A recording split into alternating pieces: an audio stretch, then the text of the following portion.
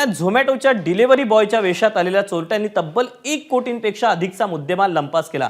चोरट्यांनी 86 तोळे सोनं, 150 हिरे, 3.5 किलो चांदीचे दागिने लंपास केले। पुणे पोलिसांनी तब्बल 3000 सीसीटीव्ही या प्रकरणात तपासले। या चोरट्यांनी झोमॅटोच्या डिलिव्हरी बॉयचे कपडे घालून रेकी केल्याचं निदर्शनास आलं। या प्रकरणात पोलिसांनी 3 जणांना अटक केली। गणेश काठेवाडे, सुरेश पवार आणि अजय राजपूत अशी या चोरट्यांची नाव आहेत। पोलिसांनी चोरट्यांकडून सर्व मुद्देमाल जप्त केलाय। 2025 या वर्षातील पुणे पोलिसांची ही सर्वात मोठी कारवाई समजली जाते।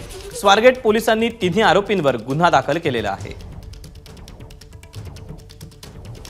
60 ग्रॅम सोनं, 86 तोळे सोनं, 3.5 किलो चांदी, 150 हिरे, 2 अग्निशस्त्र, 5 राऊंड आणि बाकी चोरीसाठी लागणारं सामान हे सगळं जप्त केलेलं आहे। हा आरोपी ॲक्च्युली 1-2 महिने झोमॅटोला कामाला होता, पण नंतर त्यानं काम सोडलं। पण त्याचं किट वापरायचा आणि तो डिलिव्हरी बॉय म्हणून जे फिरायचा तिथे जाऊन तो रेखी करायचा आणि नंतर ह्या सगळ्या चोऱ्या करायचा। एबीपी माझा, उघडा डोळे बघा नीट।